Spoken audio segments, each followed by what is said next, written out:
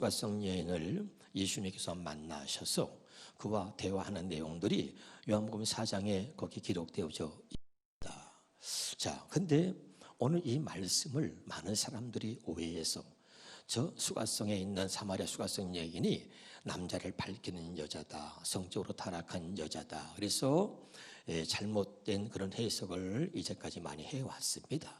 그런데 오늘 이 말씀을 해석하려면 계대 결혼법이라고 법이라고 하는 율법이 하나 있는데 이 계대 결혼법을 알아야 오늘 이 본문 말씀이 이해가 되고 해석이 되는 겁니다. 무슨 말인지 알겠죠? 한번 따라서 계대 결혼법. 그래서 오늘 말씀의 제목은 계대 결혼법의 비밀입니다. 그럼 이 계대 결혼법이라는 게 무엇인가? 신명기 25장 5절 6절을 보겠습니다. 형제들이 함께 사는데 그중 하나가 죽고 아들이 없거든 그 죽은 자의 아내는 나가서 타인에게 시집가지 말 것이요 그의 남편의 형제가 그에게로 들어가서 그를 맞이하여 아내로 삼아 그의 남편의 형제된 의무를 그에게 다 행할 것이요 6절입니다. 그 여인의 낳은 첫 아들이 그 죽은 형제의 이름을 잊게 하여 그 이름이 이 실알 중에서 끊어지지 않게 할 것이니라. 처음 대하는 사람들은 좀 이해가 안 될 수 있어요. 그래서 현대어 성경으로 다시 봅니다. 자, 만일 두 형제가 한 집에 살다가 형이 아들을 낳지 못하고 죽었을 때 그의 아내는 집에서 나가 다른 사람과 재혼해서는 안 됩니다.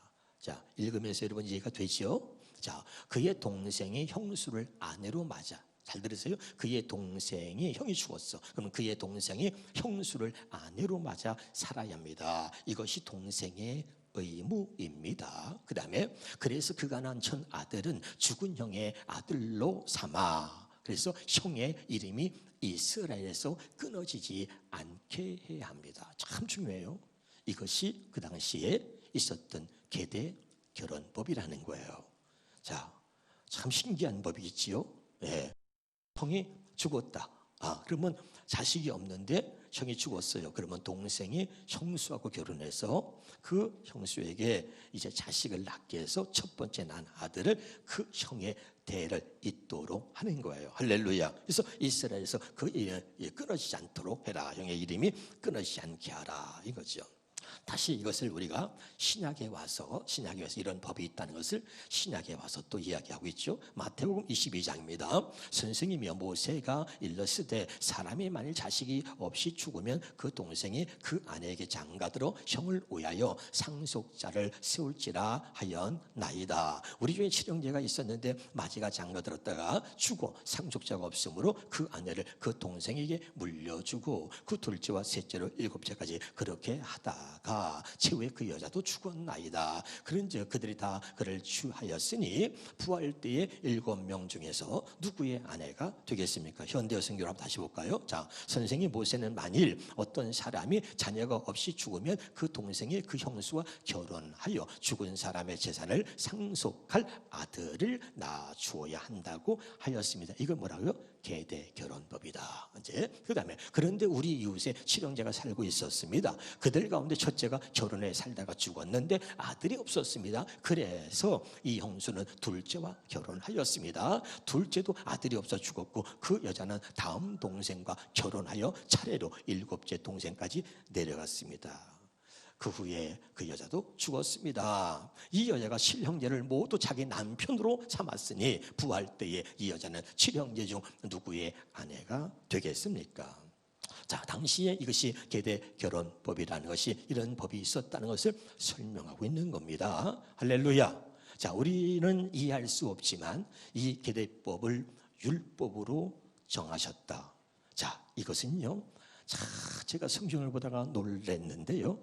이것이 하나님의 기가 막힌 한 수였다 이 말이죠. 그래서 이 계대 결혼법을 통해서요. 여러분 예수 그리스도가 이 땅에 오시는 통로로 삼으신 것이요. 율법은 복음이 오는 통로입니다. 다시 따라서 율법은 복음의 통로입니다. 그래서 이 계대법을 율법으로 정하신 하나님이요 이 계대 결혼법을 통해서 다말이라고 하는 여자, 룻이라고 하는 여자가 이 계대 결혼법 때문에 바로 예수 그리스도의 족보에 그들의 이름이 올라가는 것입니다. 성경 봅니다. 자, 마태복음 1장 3절입니다. 유다는 다말에게서 베레스와 실을 낳았다 그랬는데 모르는 사람들은 그냥 넘어가지만 이 유다의 아내가 다말이 아니라 유다와 다말의 이 관계는 시아버지와 며느리와의 관계입니다. 그런데 어떻게 유다가 며느리인 다말에게서 베레스를 낳았다? 자, 이거 상식적으로, 도덕적으로, 윤리적으로 이거는 우리가 이해할 수 없는 상황이지요. 그럼 이게 어떻게 된 일인가? 자, 창세기 38장 2절부터 보면요. 자, 유다의 아내는 다말이 아니라 그는 가나안 사람 수아라고 하는 자의 딸을 보고 결혼해서 동침했는데, 자, 그가 임신하여 아들을 낳으며 유다가 그의 이름을 엘이라고 하니라. 4절에 그가 다시 임신하여 아들을 낳고 그 이름을 오난이라 하고 5절에 그가 또 다시 아들을 낳고 이름을 셀라라 했다. 자, 유다는 말이죠. 다말은 며느리의 아내가 아니에요. 진짜 유다의 아내는 가나안 사람 수아의 딸과 결혼해서 아들 셋을 낳았는데 하나가 엘이고 둘째가 오난이고 셋째가 셀라, 세 아들을 낳았습니다. 그리고 첫 번째 아들 그 엘과 결혼을 했는데 그 결혼시킨 여자가 누구냐? 다말입니다. 6절부터 보겠습니다. 유다는 맏아들에게 애를 장가 보냈다. 유다는 맏아들 애를 장가 보냈는데 며느리가 누구냐? 그 이름이 다말이다 그랬어요. 할렐루야. 자, 그런데 보니까 7절에 맏아들 애는 주께서 보시기 악함으로 주께서 그를 죽이셨다. 그 다음에 유다가 오난에게 말했다. 내가 형수와 결혼해서 내 형의 대를 이어가도록 하여라. 자, 이것은 뭐예요? 유다부터 시작해서 모든 가족들, 그 당시에 모든 사람들은 이 계대법을 알고 있었다 이 말이죠. 계대 결혼법에 대해서. 아멘이죠. 그래서 이제 형이 죽으면 형수를 동생에 데리고 살면서 죽은 형의 대를 잇게 주는 것이 그게 법이었단 말이죠. 할렐루야. 이 계대법을 율법으로 정하신 하나님이요. 자, 보세요. 자, 그다음 봅시다. 9절입니다. 오나는 형수와 결혼해서 아이를 갖더라도 그 아이가 자기 자식이 될 수 없다는 것을 알고 있었다. 그래서 오나는 형의 자식을 낳아주지 않기 위해 형수와 잠자리를 가질 때마다 땅바닥에 사정을 했다. 이해가 되죠? 자, 이게 법이라 이제 오나니가 자기 형수를 데리고 살면서 그리고 이제 부부의 관계를 하는데 항상 잠자리 할 때마다 결정적인 순간에는 그 형수에게 씨를 주지 않고 땅에다가 설정했다 이 말이죠. 할렐루야. 그랬더니 다말은 임신할 수가 없었다. 예? 반드시 다말이가 임신을 해야 되는데 그 오나니가 그렇게 하니까 임신할 수가 없었단 말이에요. 그랬더니 그 일이 주께서 보시기에 악함으로 주께서 오난 역시 죽이셨다. 왜? 이것이 법으로 정해놨기 때문에 그렇단 말이죠. 깨달으시기를 주 이름으로 축원합니다. 할렐루야. 그러니까 하나님의 법을 어기고 생명을 중요시 하시는 그 하나님인데 생명을 중요하지 않게 여기고 하나님 법을 어겼던 오난을 죽여버리죠. 11절입니다. 유다가 며느리 다말에게서 말했다. 얼마 동안 친정에 가 있도록 해라. 너는 내 아들 셀라가 클 때까지 기다려야겠다. 자, 여기 보세요. 유다 입장에서 보면요, 자, 우리가 가장 무서운 게 어느 날 육신의 생각이 나를 지배할 때 그때부터 우리의 삶의 문제가 되기 시작하는 것입니다. 이 법을 알았으니까 그 다음에 당연히 유다는 자기 밑에 동생 또 마지막 셀라를 다말에게 줘야 하는데 유다가 육신의 생각으로 생각해 보니까 아들 둘을 잃어버렸습니다. 큰아들 작은아들 잃어버렸는데 잘못해서 셀라까지 죽으면 아들 셋을 잃어버리는 거죠. 유다의 대가 끊어져 버리는 거예요. 그러니까 육신의 생각이 탁 들어버리니까요, 이거 안 되겠어요. 이게 웬 지집년이 말이야. 우리 집안에 시집와가지고 아들 둘을 잡아먹었네. 그러니까 셀라에게 얘기합니다. 다말에게 얘기합니다. 아직 셀라가 아직은 어리니까 이 아이가 좀 더 큰 다음에 너에게 장가 보낼 거다. 그러니까 너 친정 집에 가서 셀라가 클 때까지 좀 기다려라. 그리고 친정 집으로 보냅니다. 그런데 보세요. 12절부터 보겠습니다. 자, 12절부터 얼마 후에 유다의 아내 수아의 딸이 죽었어요. 이제 더 문제가 생겨요. 만약에 이제 셀라가 죽으면 말이죠, 아내가 죽었잖아요. 이제는 더 이상 만약에 유다의 대가 끊어져 버리면 자식을 얻을 수가 없는 거야. 아내가 죽었으니까. 그래서 이제 유다가 위를 받은 후에 그의 친구 아둘람 사람 시라와 함께 딥나로 올라가서 자기 양털을 깎는 자에 이르렀더니 어떤 사람이 다말에게 말하되 내 시아버지가 자기 양털을 깎으려고 딥내에 올라왔다 한지라. 14절 그가 과부의 의복을 벗고, 아까 우리가 읽죠, 계대법원. 여러분, 남편이 자식을 주지 못하고 낳지 못하고 죽었어요. 그러면 여자는 다른 데로 재혼하거나 시집을 갈 수 없는 거예요. 반드시 그 집안에서 씨를 받아 대를 잇는 거예요. 그래서 항상 과부의 옷을 입어요. 그래서 고아와 과부를 돌보라 그러잖아요, 성경에. 그런데 이제 여자가 말이야 갑자기 과부의 옷을 벗는 거죠. 노을로 얼굴을 가리고 곁에 몸을 힘싸고 딥나 곁에 에나임 문에 앉은 이는 셀라가 장성함을 보았어도 자기를 그의 아내로 주지 않았다는 거죠. 분명한 이유가 있죠. 여러분 보세요. 다말이가 성적으로 타락하거나 시아버지하고 이렇게 관계를 맺어서 이렇게 막 못됐다, 뭐 창녀다 이런 말이 나오죠. 그런데 실제 다말은 그렇지 않습니다. 이 다말이가 정말 이런 시아버지와 관계를 통해서 시를 받아가지고 죽은 남편의 대를 있게 해줘야 하는데, 그렇게까지 생각하고 결정하고 선택할 때까지 얼마나 많은 고민이 있었겠어요. 그렇지 않아요? 그래서 제가 여러분 지난번 새벽에 있으면 답사 선택에 하나님의 축복이 있어야 합니다. 참 중요한 거죠. 우리 인생이라는 선택이에요. 우리는 수없이 많은 선택이 우리 앞에 있고요. 늘 선택의 기로에 서 있는데 한 번의 선택이 우리의 인생을 좌우하는 겁니다. 할렐루야. 근데 이 다말이라고 하는 여자가 자식을 내가 안 낳으면 안 낳지 말이야. 이건 뭐 내 책임 아니잖아. 저렇게 시아버지가 셀라를 안 주고 말이야. 저렇게 나를 가까이 하지 않고 아예 그냥 나를 부르지도 않는데 내 책임이야? 시아버지 책임이지? 자식 못 낳으면 그만이지.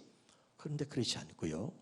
이 다말은 꼭 생명을 낳아서 죽은 남편의 대를 잇게 해야 되겠다는 그런 사명감, 하나님의 법에 따라서 그 법을 지키고 말씀을 지키고 살려고 하는 그런 간절함이 있었습니다. 그것이 그에게 시아버지를 통해서 그래 자식을 주지 않으면 시아버지의 씨를 받아서 직접 내가 자식을 갖겠다고 하는 그런 선택을 그 다말이가 하게 된 거죠. 여러분 할렐루야. 이 선택을 하나님은 귀하게 보시고, 그리고 여러분 그의 이름이 예수 그리스도의 족보에 올라가는 겁니다. 여러분 복음을 모르면 성경이 해석이 안 되는 거예요. 자, 그 다음에 보겠습니다. 그가 얼굴을 가렸으므로 유다가 그를 보고 창녀로 여겼다. 그래서 잘 성경을 깊이 모르는 사람은 창녀 같은 여자, 몸 파는 여자, 무슨 성적으로 타락한 여자, 시아버지를 유혹한 여자 막 이렇게 성경을 몰아가지만 그렇지 않다는 거 이걸 아셔야 됩니다. 할렐루야. 자, 그 다음에 길 곁으로 그에게 나아가 이르되 청하건대 나로 내게 들어가게 하라 하니 그의 며느리인지 알지 못했다. 창녀인 줄 알았어. 그 당시에는 말이죠, 이제 어느 날을 정해서 양털을 깎는 축제가 있습니다. 그 축제야. 그런 페스티벌이 열리거든요.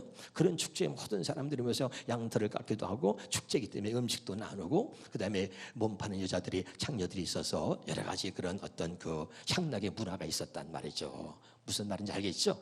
그래서 그런 축제 기간이기 때문에 다말이가 그때 시아버지가 올라온다는 얘기를 듣고서 말이죠, 옷을 싹 갈아입고 얼굴을 탁 가리고 말이죠, 그러고서 시아버지를 유혹하는데 이 시아버지가 또 자기 아내가 죽었잖아요. 그리고 당연히 그런 축제에 그런 행사들이 있었기 때문에 그 여자를 보고서 자기 며느리인지 모르고, 그러고선 그가 이르되, 자 뭐라 했죠? 당신이 무엇을 주고 내게 들어오려느냐. 그러니까요, 유다가 이르되 내가 내 떼의 염소 새끼를 주리라. 근데 그걸 줄 때까지 당신 담보물을 달라. 여러분 이 다말의 신의 한 수가 뭐냐, 담보물을 자기 시아버지한테 받아낸 겁니다. 할렐루야. 자, 그리고선 자 18절입니다. 유다가 그리되 담보물을 내게 주랴. 그가 이르되 당신의 도장과 끈과 당신의 있는 지팡이로 하라. 유다가 그것들을 그에게 주고 그에게 들어갔더니 그가 유다로 말미암아 임신하였더라. 그랬죠. 시아버지의 결국은 씨를 받아서, 할렐루야, 아주 성공한 거죠. 자, 그런데 자, 석 달이 지났습니다. 그 다음 보겠습니다. 자, 석 달쯤 후에 사람들이 유다에게 일러 말하되 네 며느리 다말이 행음하였고 그 행음은 말미암아 임신하였느니라. 25절에 유다가 이제 그를 끌어 불사르라. 석 달이 지나서 다 잊어버렸는데 말이죠. 어느 사람이 여보, 당신 며느리 다말 있잖아. 잊어버리고 살았어. 그런데 사람들이 와서 얘기하는 거야, 며느리 얘기를. 그런데 무슨 일이야? 당신 며느리가 애를 가졌대야. 뭐라고? 이런 환양년이 다 있나? 당장 아주 잡아다가 불사라 죽여버려라 말이야. 네? 그랬는데 그때 여인이 끌려나갈 때 사람을 보내어 시아버지에게 이르되 이 물건 임자로 말미암아 임신하였다. 청하건대 보소서 이 도장과 끈과 지팡 누구 것입니까? 그랬더니요, 자, 그걸 알아보고선 말이죠, 유다가 이게 보니까 자기 거잖아. 그러니까 그는 나보다 옳도다. 그러면서 뭐래요? 내가 그를 내 아들 셀라에게 주지 않았다. 법을 어긴 사람은 유다예요. 할렐루야. 하나님의 말씀을 지키지 않았어요. 법을 어겼어요. 그러니까 얘기를 해요. 그는 나보다 옳도다. 이 말은 뭐냐? 그는 정말 죽은 자기 남편의 대를 잇기 위해서 그는 옳은 행동을 했다는 거예요. 그는 하나님 말씀대로 살았다는 얘기입니다. 할렐루야. 하나님 말씀을 법을 어긴 사람은 나지 그 며느리가 아니란 말이에요. 할렐루야. 내가 내 아들 셀라를 그에게 주지 않았더니 그가 이렇게 했다는 거야. 그래서 그의 행동이 옳다는 것을 인정해 주는 거죠. 할렐루야. 깨달으시길 주 이름으로 축원합니다. 그래서 이 계대 결혼법을 통해서 말이죠, 이 다말이라고 하는 여자가 유다와 그래서 베레스를 낳고 그 베레스가 나중에 말이죠, 쭉 그 후손이 다윗 왕을 낳고 이렇게 가는 거예요. 깨달으시길 주 이름으로 축원합니다. 자, 그 다음에 다시 룻이라고 하는 여인을 한번 보도록 하겠습니다. 룻기서 4장 1절부터 우리 한번 보겠습니다. 같이 잘 읽어봐요. 시작. 보아스가 성문에 올라가서 앉아있는데 마침 그가 말하던 친척이 그리로 지나가고 있었다. 그래서 보아스는 그를 불러 앉혀놓고 또 증인으로 그 성에 장로 10명을 초청하여 함께 앉힌 다음에 그 친척에게 말하였다. 지금 모압 땅에서 돌아온 나오미가 우리 친척 엘리멜렉의 수위를 려고 한다. 아무래도 내가 이 사실을 알아야 할 것 같아서 너를 불렀다. 만일 내가 그 밭을 사고 싶으면 여기 앉아있는 장로들 앞에서 그것을 사도록 하라. 그러나 내가 사고 싶지 않으면 즉시 나에게 말하라. 내가 그 밭을 사지 않을 경우 내가 사도록 하겠다. 하지만 그 밭을 살 권리는 너에게 우선권이 있고 그 다음에는 나에게 있다. 줬어. 그러면 내가 그 밭을 사겠어. 그랬더니 그런데 단서를 붙이는 거예요. 내가 나오미에게서 그 밭을 살 경우에는 모함 여자 룻과 결혼하여 밭만 사는 게 아니라 모함 여자 룻과 결혼하여 죽은 그 여자의 남편 이름으로 그 유산을 이어받을 자식을 낳게 해 주어야 한다. 그러는 거죠. 자, 그랬더니 그렇다면 나는 그 밭을 살 수 없어. 그렇게 하다가 내 재산만 축나지 않겠어? 나는 사지 않을 테니 당신이 그 밭을 사시오. 옛날부터 이스라엘은 유산을 물려받을 권리를 다른 사람에게 넘겨줄 경우 그 권리를 넘겨주는 자가 상대방에게 신 한 짝을 벗어주며 그 일에 대한 증거물로 삼는 관습이 있었다. 그래서 그 사람도 신 한 짝을 벗어주면서 당신이 그 밭을 사시오 하였다. 그러자 보아스가 장로들과 그곳에 모인 사람들에게 말하였다. 내가 나오미에게서 엘리멜렉과 그의 아들 기lum과 말론에게 속한 모든 재산을 산 사실에 대해 오늘 여러분의 증인이 되었습니다. 자, 그리고 말론의 아내였던 지금은 과업으로 있는 모압 여자 룻을 아내로 맞아 죽은 그 남편의 이름으로 그 재산이 보존되도록 하고 그의 이름이 그 자기 가문과 호족에서 사라지지 않도록 한 일에 대해서도 오늘 여러분이 증인이 되었습니다. 그때 거기에 모인 사람들이 그렇소 우리가 증인이요 하자 장로 중 한 사람이 일어나 보아스에게 말했다. 여호와께서 이제 당신의 아내가 될 이 여인을 이스라엘 각 지파의 조상들을 낳은 라헬과 레아처럼 되게 하시기를 바라며 당신은 에브라에서 유력하고 베들레헴에서 이름을 떨치는 사람이 되기를 빌겠소. 12절에 중요합니다. 여호와께서 여자를 통하여 당신에게 주시는 자녀들은 아까죠, 다말과 유다. 기억나죠? 다말과 유다 사이에서 난 우리 조상 베레스의 자녀들처럼 되기를 원합니다. 아멘. 그래서 여러분 보세요. 그러면 이게 무슨 말이냐? 나오미에게 기lum과 말론이라고 하는 두 아들이 있었습니다.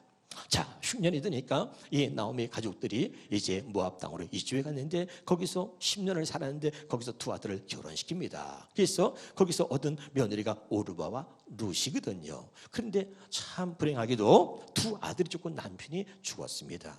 죽고서 이제 고향으로 돌아올 때에 룻이라고 하는 며느리가 말이죠. 자, 시어머니 나오미가 너희들 고향은 이 모압 땅이니까 그냥 여기서 개운에 살든지 너희들이 알아서 너희들 여기 살아라. 나는 이제 내 고향으로 갈란다 하고 돌아가는데 룻이라고 하는 이 여인이 10년 동안 하나님을 섬기고 믿었던 나오미의 영향을, 이방인이지만 이 집에 시집을 와서 나오미 시어머니의 신앙적인 영향을 받았단 말이죠. 그러니까 어머니한테 말합니다. 어머니의 하나님이 나의 하나님이 되고 어머니의 백성이 나의 백성이 될 것입니다. 어머니가 죽어서 장사 지내는 곳에 나도 거기 가서 죽어 장사 지낼 것이고, 내가 어머니 곁을 떠나면 하나님이 내게 벌을 내리시기를 원합니다. 이야, 얼마나 감동적인 얘기입니까? 그래서 할 수 없이 이 시어머니 나오미가 룻을 데리고 자기 고향으로 돌아오거든요. 그때 이 룻이 얼마나 이쁩니까? 동방에서 제일 가는 부자가 그 당시에 보아스였는데, 이 보아스와 어떻게든지 짝을 맺게 해주고 싶었는데, 정말 하나님의 은혜로 보아스의 눈에 룻이라고 하는 연이 딱 마음에 들었던 거예요. 근데 계대 결혼법이라는 것이 이런 것입니다. 자, 두 아들이 죽었잖아요. 두 아들이 죽어서 나오미가 더 이상 자식이 없습니다. 그러면 어떻게 되느냐? 두 아들이 죽으면 그 다음에 이 여인에게 씨를 줄 수 있는 우선권이 있는 사람이 누구냐면 친척 중에서 그 다음에 사촌이 되는 거예요. 사촌. 이해가 돼. 그 다음에 이제 육촌 이렇게 가는 거야. 이해가 되고 있습니까? 참 재미있죠? 근데 보아스가 이제 룻이 마음에 들어. 그래서 이 룻하고 이제 결혼해서 살고 싶은데 자기에게는 우선권이 없어. 자기보다 먼저 우선권이 있는 사람이 사촌이야. 예를 들자면 이해가 되죠. 그래가지고 그 친척이 이렇게 지나가는데 그때 보아스가 이보게 나 좀 보자고. 그러면서 이야기를 하는 거야. 이렇게 이런 일이 있었는데, 자, 당신에게 우선권이 있으니까 어떻게 할 것이냐. 그리고서 이제 그 나오미의 그 자식 그 재산이 있잖아요. 땅이 다 있는데 이걸 네가 살 거냐? 얼마나 좋아. 어쩌면 그 재산을 얻는 것이니까 그러면 내가 그걸 하겠어. 그런데 그때 보아스가 단서를 걸어. 그런데 이것만 네가 갖는 게 아니라 거기에 모압 여인이 있는데, 모압에서 온 여인 룻이라고 하는 여인이 있는데 그 나오미의 아들 이 말론과 결혼해가지고 있다가 그 아들이 죽었지 않냐. 그러니까 네가 그 여인을 데리고 살아서 그 여인에게 아들을 낳게 해줘가지고 이 재산을 그 아들이 물려받도록 해야 된다. 에이, 그런 게 어딨어. 그럼 나만 손해보는 거 아니야? 나 못해요. 이런 거야. 이해가 되죠? 그래서 이 보아스가 기가 막히죠. 그게 계대 결혼법이라는 거야. 그런데 자, 포기할 것 같으면 그냥 그렇게 포기한 거로 그 사람한테 그렇게 한다고 되는 게 아니라, 이 보아스가 참 지혜롭죠. 장로 10명을 불러. 장로 10명을 불러놓고 그 사람이 입에서 고백하기에 진짜 당신 포기하는 거야? 나 포기하겠습니다. 그러면 신발 한 짝을 벗어서 형제의 의무를 포기했다고 하는 그런 증표로서 신발을 벗는 거예요. 무슨 말인지 알겠죠? 그래서 모든 장로들이 이제 다 봤어. 인정을 하는 거야. 그래서 이제 그 다음 차례 그 사람이 포기했기 때문에 그 다음 차례 말하자면 한 6촌, 이제 보아스에게, 그 다음 차례가 보아스인데 보아스에게 넘어갑니다. 그래서 보아스가 룻과 결혼할 수 있는 자격을 갖게 되는 것입니다. 무슨 말인지 알아듣죠? 그렇게 보아스가 결혼해서 이제 자식을 낳게 되는 거지요. 다시 한번 우리가 보겠습니다. 자, 16절부터 보겠습니다. 시작. 이렇게 보아스는 룻과 결혼하게 되었다. 여호와께서 룻을 축복해서 마침내 룻이 아들을 낳자 성안 여자들이 나오미에게 이렇게 말했다. 여호와를 찬양합니다. 여호와께서 오늘 당신에게 유산을 이어받을 손자를 주셨으니 이 이야기가 이스라엘에서 유명한 사람이 되기를 바랍니다. 할렐루야. 깨달으시기를 여러분 주 이름으로 축원합니다. 다시 한번 여러분 우리가 거기 보면 다시 16절부터 볼까요? 16절 시작. 나오미가 그 아기를 받아 기르자 이혼 여자들이 나오미에게 아들이 생겼다 하며 그 이름을 오벳이라 불렀다. 후에 오벳은 다윗 왕을 낳은 이새의 아버지가 되었다. 할렐루야. 그래서 여러분 이 보아스와 룻과 결혼해서 자식을 낳은 것이 뭐야? 이 다윗의 할머니가 되고, 할렐루야, 이렇게 되는 거예요. 이 룻이라고 하는 여인이 그 예수 그리스도 족보에 올라가죠. 만약에 이 계대 결혼법이라는 것이 없었다면 그런 예수 그리스도의 이 땅에 오시는 그 통로 역할을 할 수가 없었고, 율법은 복음의 통로가 되는 거예요. 이 계대법을 율법으로 정하여서 하나님의 기가 막힌 한 수는 뭐냐? 계대 결혼법인데 이 계대 결혼법의 비밀을 오늘 여러분에게 공개하는 것입니다. 할렐루야, 아멘이죠. 우리가 이해할 수 없는, 상상할 수 없는 이런 일들이 이 계대 결혼법을 통해서 예수 그리스도의 오심을 우리에게 그 통로를 역화했던 이 다말과 룻을 통해서 오늘 이 계대 결혼법에서 확실하게 여러분 깨닫고 알 수 있기를 주 이름으로 축원합니다. 너무 중요한 거예요. 할렐루야. 자, 그런 면에서 다시 본문 보겠습니다. 이제 다시 본문. 자, 요한복음 4장 18절입니다. 시작. 너에게 남편이 5이 있었고, 이제 이해가 되나요? 할렐루야.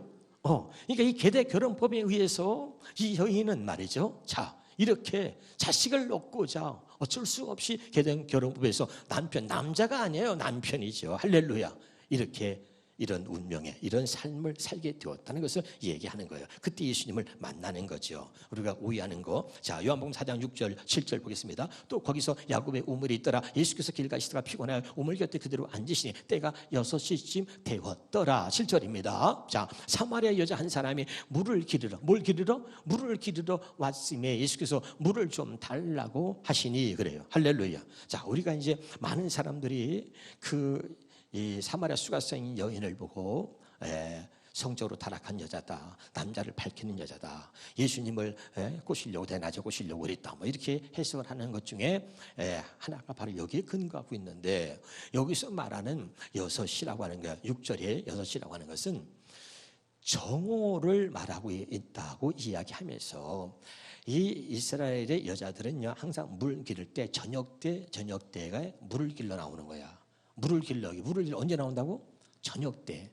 12시는 가장 뜨거울 때야. 그때는 안 나오고 저녁 때 물을 길러 나오는데, 이것을 갖다가 히브리 시간에는 여기 지금 6시라고 할 때 6시간을 더 해야 되거든요.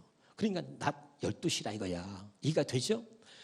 이게 문제예요. 그래서 아무도 나오지 않는 그때에 남자를 밝히는 여자가 사람들의 눈을 피해서 그때 나와서 뭐 남자를 유혹하고 이런 되지도 않는 말로 이 성경을 해석하려고 하는데, 참 불행하게도 모든 성경을 다 이렇게 이것을 6시를 전부 다 낮 12시로 해석을 하고 있다는 게 문제인 거예요. 다시 6절 봅니다. 6절에 자, 거기서 야곱이 우물이 있더라. 거기 보니까 때가 6시쯤 되었더라 그랬잖아요.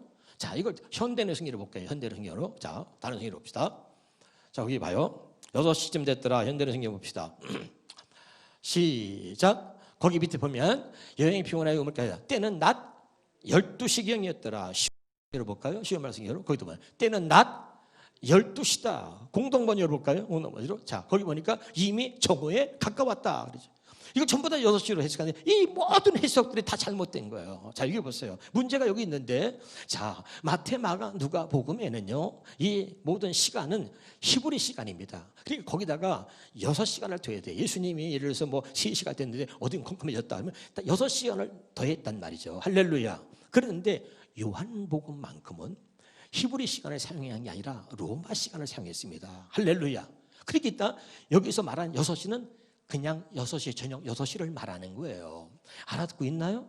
이걸 모르니까 다 히브리 시간으로 해석을 하니까 낮 12시라고 말하는 거예요. 그렇지 않고 요한복음만큼은 로마 시간을 사용했다 이 말이죠. 이제 조금 깨달아졌습니까? 할렐루야. 그래서 여러분, 이스라엘의 모든 사람들은, 여자들이 물을 길던 항상 습관적으로 저녁 무렵에 물을 길러 나온 거죠. 창세기 24장 11절에 보겠습니다.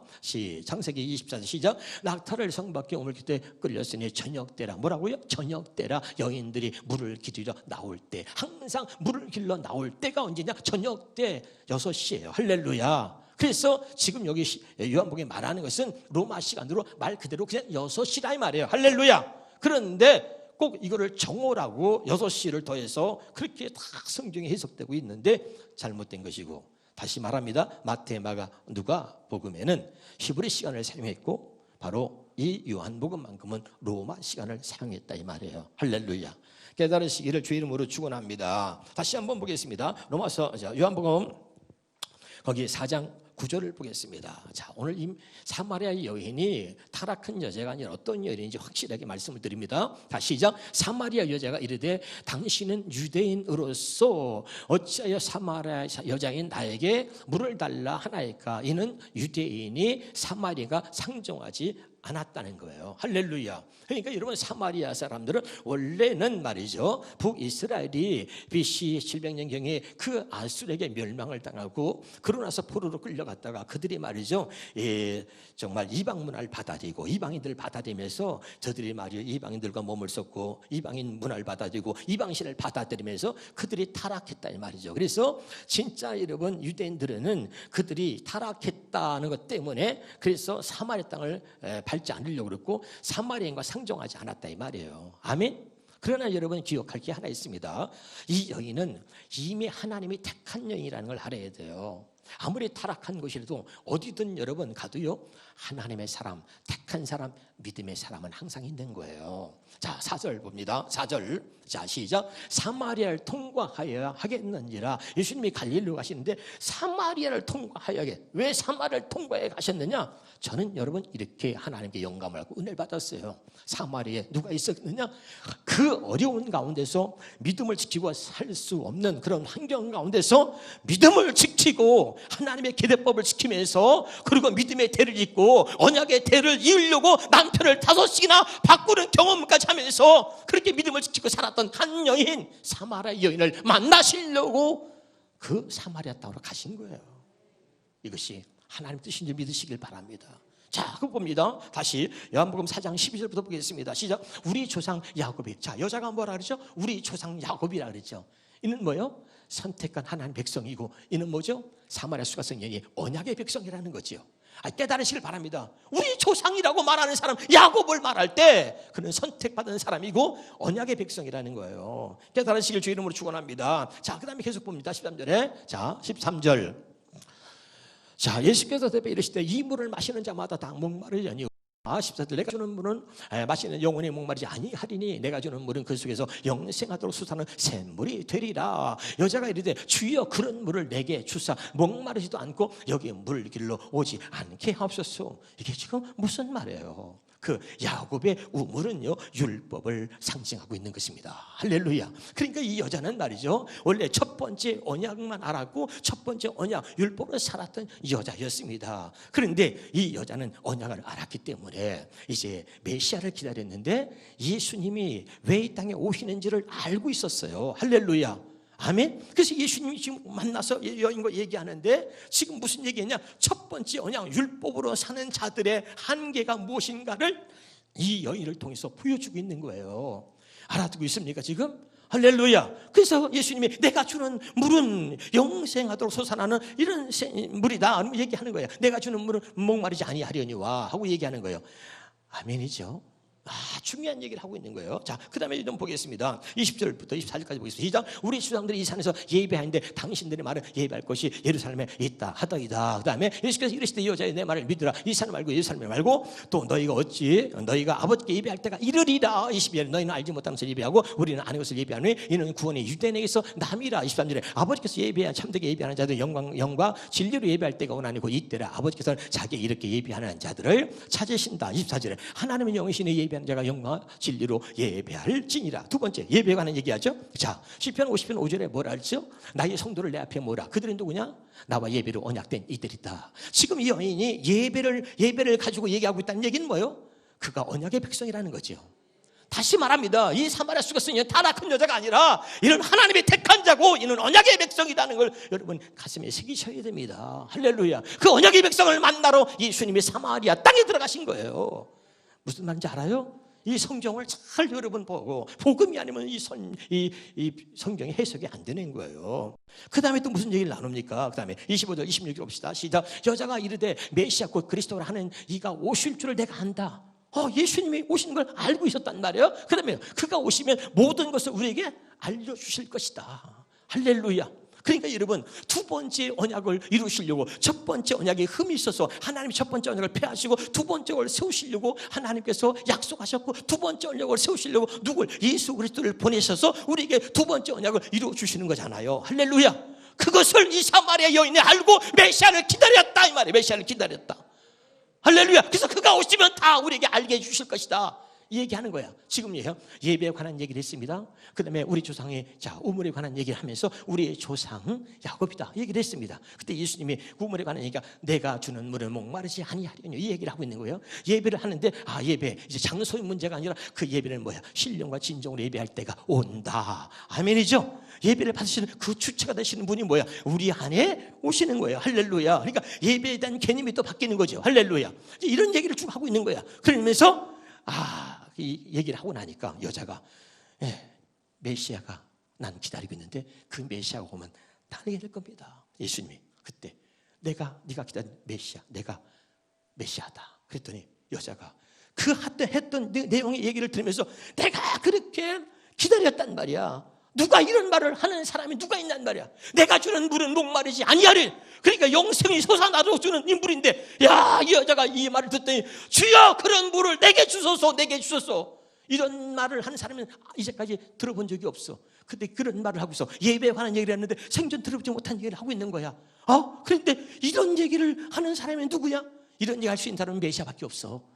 그러니까 그걸 알고 여자가 나는 메시아를 기다리는데 그 메시아가 오면 이 모든 것을 알게, 당신이 말한 모든 것을 내게 진짜 알게 해주실 거다. 네가 일단 메시아다니까. 그러면 그렇지요. 그가 기다리는데 금방 그걸 알아. 26절 봐. 26절. 자, 예수께서 내게 말하는 내가 바로 그라. 네가 있던 메시아가 바로 나다. 그랬더니 얼마나 기쁜지요. 그 다음에 다시 한번 보겠습니다. 거기 28절부터 보겠습니다. 여자가 물동이를 물길러 왔다가 그렇게 사모하고 기다리더니 다 팽개쳐버리고 동네에 들어가서 사람들에게 이르되 29절에 내가 행한 모든 일을 내게 말한 사람을 앞으라. 이는 그리스도가 아니냐. 그들의 동네에서 나와 예수께 오더라. 할렐루야. 제가 이 주석을 다 뒤져보고 해도요, 이 말씀을 온전하게 바르게 해석한 주석도 말씀도 어디에도 없더라고요. 복음이 아니면 그건 해석이 안 되는 거예요. 그러나 목사가 여러분에게 억지로 해석을 해서 전하는 게 아니라 확실하게 하나님이 제게 보여주고 가르쳐 주셨으니 오늘 제게 주신 은혜가 여러분이 전달되어지길 주 이름으로 축원합니다. 할렐루야. 그러니까 율법은 복음으로 들어가는 통로란 말이죠.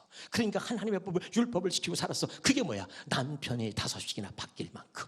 그래서 그 집안의 대를 잇게 하려고 그 계명법을 율법으로 정하시는 그 하나님의 뜻에 따라서 그 믿음의 대를, 언약의 대를 이으려고 그리고 남편을 5씩이나 바꾸는 경험을 했던 그 여자가, 그리고 우리 주상은 야곱이다. 그리고 우물을 먹고 살았던 여자가, 생수를 마시고 싶었던 바로 그 여자가, 할렐루야. 그리고 예배에 관한 얘기를 하면서 진정한 예배가 무엇인지, 그리고 예수 그리스도를 통해서 들었던 그 여자가, 그리고 그 모든 것을 메시아가 오면은 알 수 있습니다 했는데 네가 바로 네가 했던 메시아다. 그러면 그렇지요. 이렇게 말할 수 있는 사람이 메시아밖에 없어. 그러니까 그걸 알아보고 얼마나 기뻐하는지 이걸 우리에게 보여주는 것이, 우리가 첫 번째 언약으로 샀던 우리의 모습의 한계가 그거야. 남편을 5씩이나 바꿔도 생명을 주시는 분은 하나님이라. 아무리 우물을 먹어도 말씀을 지키려고 아무리 노력해도 말씀을 지킬 수 없는 우리의 한계를 보여주는 거야. 알아듣고 있나요? 그래서 그 물은 다시 먹어도 또 다시 목마르거니와 내가 주는 물은 영원히 목마르지 아니하리라. 지금 알아듣고 있나요? 이 성경이 굉장히 깊은 메시지를 오늘 우리에게, 여기 계대 결혼법의 비밀을 통해서 오늘 우리에게 주시는 이 놀라운 말씀이 여러분에게 확실하게 새겨지기를 주 이름으로 축원합니다. 기도하겠습니다.